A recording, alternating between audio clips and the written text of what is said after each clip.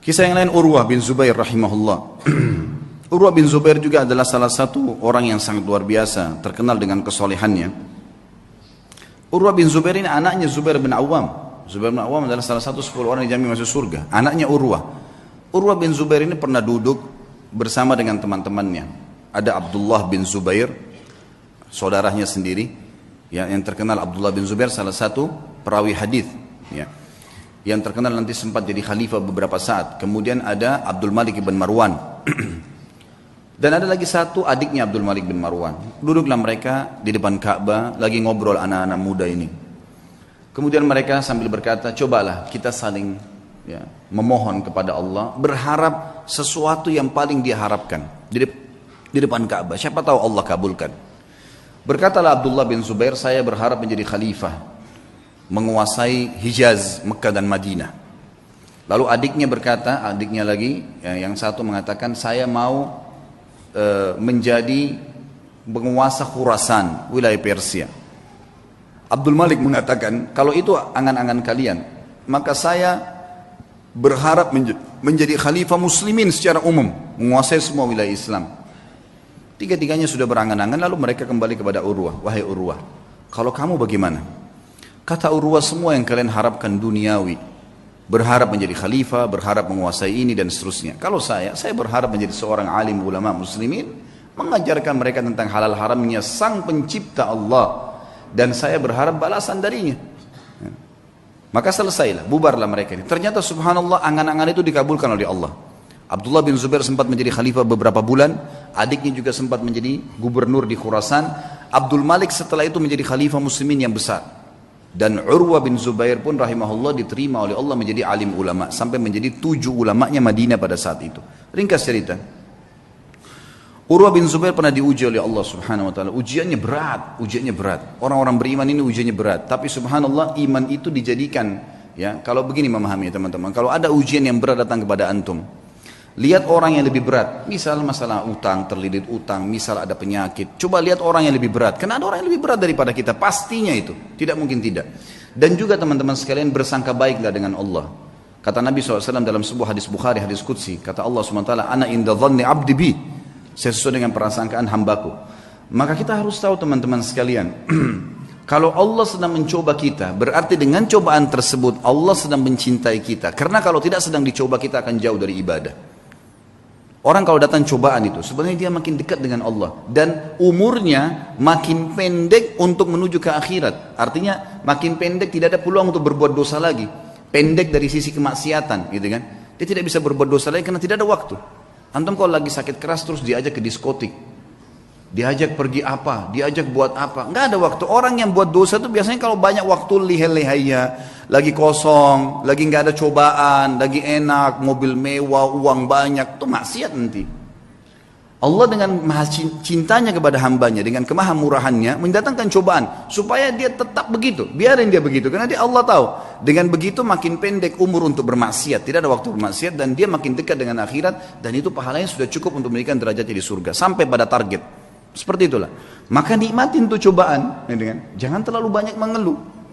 Coba nikmatin. Nanti akan kita sebutkan kisahnya. Urwah rahimahullah, beliau pernah mendatangi seorang khalifah, adiknya lagi Hisham, namanya Al-Walid ibn Abdul Malik. Al-Walid ibn Abdul Malik ini teman dekatnya dia, Jadi khalifah setelah kakaknya meninggal. Kemudian diundanglah Urwah bin Zubair ini rahimahullah dari Madinah datang ke Irak, di Damaskus waktu itu. Dia bawa anak laki-lakinya teman-teman sekalian. Anak laki-lakinya ini anak laki-laki yang sudah hafal Quran, umurnya sekitar 20 tahun, dibawa sama Urwah, dan ini mau dicetak jadi kadernya dia. Dan waktu itu kebetulan tidak ada anak laki-lakinya kecuali ini, satu orang. Dia punya 4 orang anak, 3-nya perempuan. Dia banggakan anaknya, dibawalah sama dia. Ringkas cerita, begitu memasuk istanahnya Al-Walid rahimahumullah, kemudian anaknya berkata, ayah, saya ingin melihat kuda-kuda kerajaan, bisa nggak? Oh ya silahkan, kata ayahnya. Saya akan bertemu dengan Amir Mu'minin, ngobrol, kamu silahkan lihat. Dia lihatlah. Lagi ngobrol nih, Urwah bin Zubair sama Khalifah Al-Walid lagi asyik ngobrol, tiba-tiba datang berita. Seorang pengawal masuk ketakutan, Tiba-tiba memotong pembicaraan khalifah, dan ini adabnya pada saat itu. Ada peraturan di kerajaan tidak boleh memotong pembicaraan khalifah, kecuali penting sekali. Datang ketakutan dan akhirnya dia mengatakan, saya harus memotong pembicaraan anda. Kata mereka, kata Al-Walid, kenapa kamu ini? Ada apa memotong pembicaraan saya? Sahabat saya baru datang terus tiba-tiba dipotong. Ada penting? Ada penyerangan musuh? Dia bilang, enggak Amir Mukminin, ada penting tapi bukan penyerangan musuh. Anaknya Tuan Urwah mati. Tadi di kandang kuda, waktu dia lagi nonton kuda anda, kuda kerajaan, saking asyiknya sampai kami sudah menahan tapi dia tetap mau mendekat. Ada satu ekor kuda mengangkat kakinya, menendang dadahnya, mati. Sekarang tergeletak mati. Kami bingung mau ngapain nih. Anaknya tadi satu laki-laki umur 20 tahun mati. Al-Walid kaget. Ini yang tendang kudanya dia. Mati di kerajaan dia. Tetap dia shock gitu kan. Tidak enak. Tapi subhanallah dia balik ke arah Urwah. Urwah senyum. Urwah senyum. Lalu Urwah mengatakan, Inna lillahi wa inna ilahi raji'un. Berikan jenazahnya biar saya yang urus. Dengan sangat tenang dia turun dari duduk tadi bersama khalifah, dia lihat jenazah anaknya, ditutup matanya, diuruslah jenazahnya sama dia, dimandikan. Kata perawi kisah ini, tidak ada setetes pun air mata yang jatuh dari matanya Urwah. Dia urus jenazahnya selesai. Kemudian dia bilang sama Walid, saya mau turunkan anak saya di kuburan sendiri. Baiklah, turun. Begitu turun subhanallah di kuburan. Dalam kisah ini dikatakan ada satu penyakit teman-teman. Penyakit ini saya tidak tahu dalam bahasa Indonesia, tapi dalam bahasa Arab disebutkan gargarina namanya. Gargarina ini penyakit harus amputasi, nggak bisa enggak. Kalau kena itu biasa ada di jenis-jenis tanah tertentu. Jadi orang turun tidak pakai sendal, di zaman dulu itu bisa kena dan itu tidak ada obatnya zaman dulu. Harus dipotong, dia membusuk tiba-tiba kakinya. Urwah rahimahullah begitu turun, taruh jenazah anaknya, begitu sudah keluar, pas keluar kakinya kena gargarina itu. Kena penyakit, tiba-tiba membusuk, ya kalau kita mungkin bonyok gitu ya, sudah mulai menghitam tiba-tiba dalam sekejap. Lalu waktu Urwah mau jalan nggak bisa, dicek ada tabib, ada Walid datang situ, khalifah juga lihat ini kenapa nih, panggil tabib, kata ini kena gargarina. Apa solusinya? Harus dipotong. Dalam waktu yang sama nih, anaknya baru mati ditendang kuda, dikubur pada saat itu, dia pun kena penyakit ini, harus potong kakinya. Amir Mukminin Walid bilang, coba tanya jalan keluar ada obat? Nggak ada, ini nggak ada lain. Baiklah. Kata Urwah waktu ditanya, bagaimana Urwah? Senyum. Inna lillahi wa inna ilaihi raji'un. Udahlah, potong aja. Potong kaki ini, bukan potong daging biasa. Ya, potong aja. Baiklah.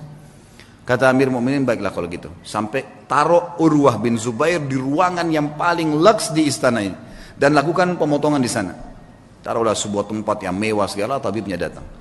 Tapi dia bilang, wahai Tuan Urwah, kita ini akan memotong daging anda dan tulang anda.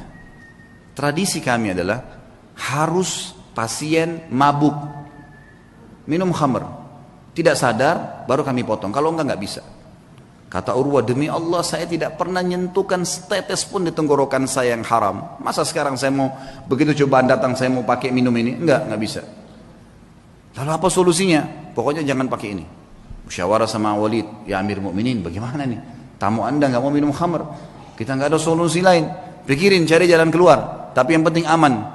Gak lama kemudian datang tabibnya bawa 10 orang laki-laki semuanya bodyguard, kekar semua badannya. Kata Urwah, untuk apa nih? Untuk pegang anda nih. Nggak ada solusi lain, harus pegang, nggak boleh bergerak. Ini daging sama tulang saya akan potong. Gerak sedikit ini sudah salah. Kata dia, saya tidak perlu sama mereka. Lalu apa jalan keluarnya, wahai Tuan? Kaki anda harus dipotong, kalau enggak nyebar ke seluruh tubuh. Saya akan bertasbih dan bertahlil, berzikir kepada Allah. Kalau kau lihat wajah saya sudah merah, potong kaki saya. Kata tabibnya, ya sudah. Mau apa ini, enggak ada solusi lain. Baiklah. Suruh keluar semua. Lalu kemudian mulailah tabib ini menyuruh 2 orang ya, pendampingnya untuk menyiapkan segala yang berhubungan dengan kebutuhan untuk memotong itu.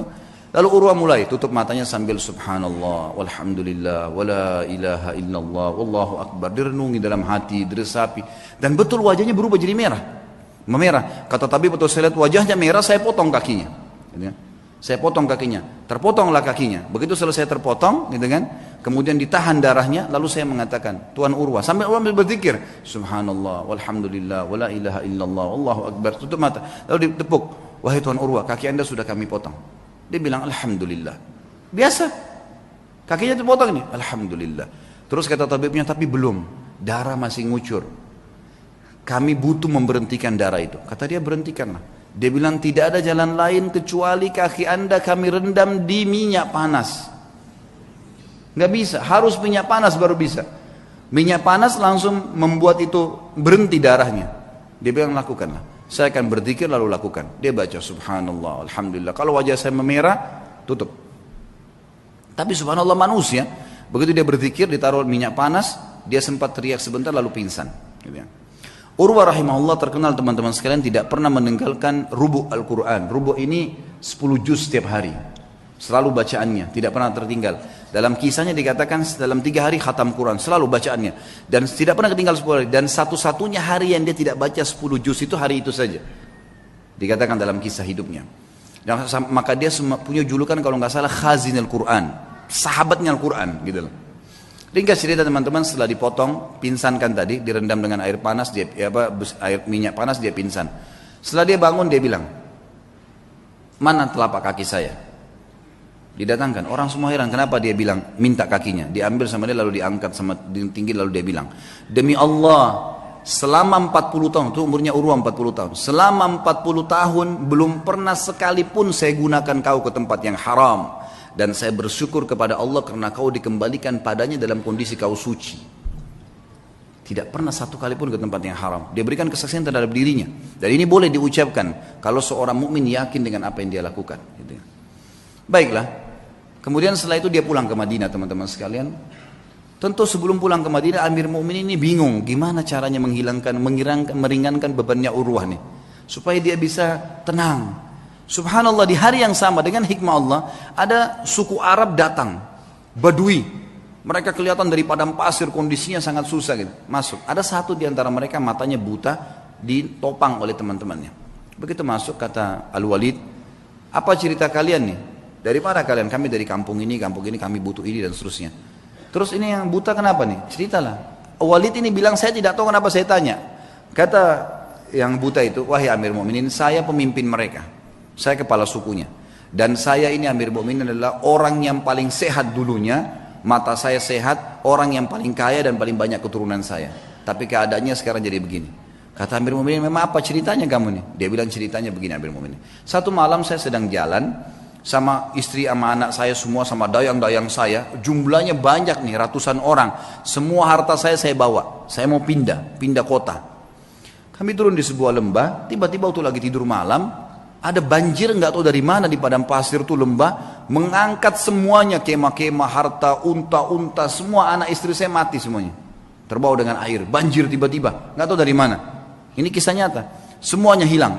Dia bilang saya pun menyelamatkan diri saya dengan bergelantung di sebuah pohon yang masih ada di situ. Saya pegang. Pada saat saya lagi pegang pohon itu, saya melihat air sudah hilang, gitu, sudah mulai reda. Tinggal ada satu ekor unta yang terikat di tali tadi, dan ada anak saya tergantung dengan bantal tidurnya itu di sebuah ranting pohon gitu. Maka saya pun turun melihat anak saya masih hidup, saya pun coba selamatkan dia. Saya biarkan anak saya itu, kemudian saya kembali ke unta tadi ingin membuka talinya. Waktu saya ingin membuka talinya, saya dengar anak saya menangis. Saya balik, ternyata leher anak saya, kepalanya sudah di mulut serigala. Dia bilang saya balik mau kejar udah nggak bisa, anak saya sudah dibawa lari sama serigala itu. Maka saya cuma mau selamatkan diri saya sendiri. Begitu saya balik ke arah unta ini mengangkat kakinya dan menendang ke mata saya sehingga saya buta. Maka dalam satu malam Amir Mukminin saya jadi orang yang buta, jadi sakit, anak istri saya hilang, harta saya semua habis. Kata Amir Mukminin Al-Walid, alhamdulillah yang telah mengutus kamu datang ke sini. Berikan semua apa yang dia mau orang ini, penuhi semua kebutuhannya dan bawa dia kepada Urwah, suruh ceritakan kisahnya. Diceritakan lagi kisahnya untuk meredam. Ya ternyata di atas Urwah masih ada yang lebih berat gitu. Urwah berterima kasih pada Walid, kemudian dia pulang ke Madinah. Waktu pulang ke Madinah, orang-orang semua pada datang nih. Sabarlah, beginilah, begitulah, dan seterusnya. Saya sebutkan dalam bahasa Arab ya. Kemudian pada saat orang banyak mengatakan kepadanya, sabarlah dan seterusnya, lalu dia mengatakan kepada tamu-tamunya, la yakhluwannakum ma tarawun. Jangan sampai kalian merasa sedih dengan apa yang kalian lihat. Atau kalian mungkin menganggap ini sesuatu yang berat. Faqad wahaballahu azza wa jalli arba'a minal banin. Sesungguhnya Allah mengaruniakan saya 4 anak. Fa akhadha wahidan, dia mengambil 1, wa abqali 3, dan masih memberikan saya 3. falahul hamd, maka saya bersyukur dengan itu, dengan matinya anak saya. Wa a'tani arba' minal atraf, dan memberikan kepada saya 4, 2 tangan 2 kaki. Fa akhadha minhu wahidan, dan dia cuma ambil 1 saja. Wa abqali 3 falahul hamd, dia meninggalkan 3, saya bersyukur dengan itu. Kakinya dipotong bisa bersyukur, luar biasa ya. Fa wallahi, demi Allah, dia bilang, dia motivasi dirinya dan juga motivasi kepada orang yang dengar. Lau akhadallahu minni qalila, kalau seandainya Allah mengambil sedikit dari saya, faqad abqali katsira, dia telah meninggalkan buat saya hal yang banyak. Fa in ibtalani marrah, kalau dia coba saya dengan 1 kali, faqad ta'lama afani marrat, dan dia telah memaafkan saya dan menyelamatkan saya dalam banyak kejadian yang lain. Semua orang pun akhirnya berterima kasih pada Urwah, dan akhirnya mereka pergi. Dan beliau berkata kepada anak-anaknya pada saat itu untuk menjelaskan apa yang membuat dia kekar seperti itu. Ya baniya, wahai anak-anakku, yang masih hidup ada 3 orang, ada istrinya, semua keluarganya masih ada. Ta'allamul ilm, belajarlah ilmu agama yang benar. Wa'tuhu haqqah, dan lowongkan waktu untuk itu, kasih haknya. Jangan cuma anggap remeh kapan ada waktu ta'lim, enggak. Luangkan waktu, harus setiap hari dengar ilmu. Innakum in takunu sighara qaumin, kalau seandainya hari ini kalian menjadi orang yang kecil, fa'asallahu an yaj'alakum bil ilmi kubara'al qaum, maka satu waktu pasti Allah jadikan kalian orang yang besar karena ilmu itu.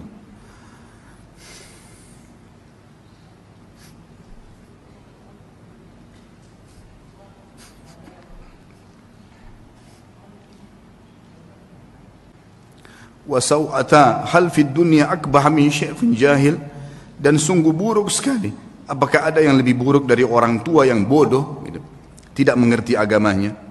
Lalu beliau berkata juga, iyyakum antaraw sadaqata annaha sadaqatun bal i'tabaruha hadiyah, hati-hati jangan pernah kalian melihat amal yang kalian kerjakan atau sedekah yang kalian keluarkan adalah sedekah yang kalian anggap remeh, tapi jadikanlah sedekah itu sebagai hadiah tahdilillahi azza wa jal, yang kalian berikan hadiah kepada Allah subhanahu wa ta'ala. Wala yahdiyanna ahadukum lillah, janganlah kalian memberikan hadiah sesuatu untuk Allah. Yastahi an yahdiyahu li azizil qaum, yang dia malu untuk memberikan kepada terhormatnya kaum atau pejabatnya satu kaum. Fa inna Allah azza wa jal azzu wa akramul kurama, karena Allah itu adalah zat yang paling pantas untuk dimuliakan, dan dia adalah zat yang paling layak dan paling pantas untuk memberikan balasan yang lebih mulia. Wa haqqu an takhtar li hadiyatikum, dan yang paling pantas kalian berikan hadiah yang terbaik dari kalian. Kemudian beliau mengatakan, ya baniya, wahai anak-anakku, idza ra'aitum min rajulin fi'latal khair, kalau kalian melihat dari seseorang perbuatan baik darinya, fa'ammilu bihi khaira, maka pasti jadikan orang itu baik, sangka baiklah kepada orang itu. Wa in kana fi nadarin nasi rajulus su', walaupun dia di mata orang dianggap buruk, fa innalaha akhwatun amsalihha, karena perbuatan baiknya itu pasti punya saudara-saudara kebaikan yang lain. Wa idza ra'aitum min rajulin fi'latal syarr, kalau kalian melihat perbuatan buruk dari seseorang, laki-laki atau seseorang, fahdharuhu, hati-hatilah dari orang itu. Wa in kana fi nadarin nasi rajulun khair, walaupun di mata manusia dia adalah orang yang baik, fa innalaha akhwatun amsalihha, karena perbuatan buruk itu punya saudara-saudara yang ikut dengannya. Wa'lamu, ketahuilah, annal hasanati tadullu ala akhawatiha, bahwasanya semua kebaikan-kebaikan akan mendatangkan saudara-saudaranya. Wa annas sayyiati tadullu ala akhawatiha, dan seluruh dosa-dosa juga memiliki saudara-saudaranya.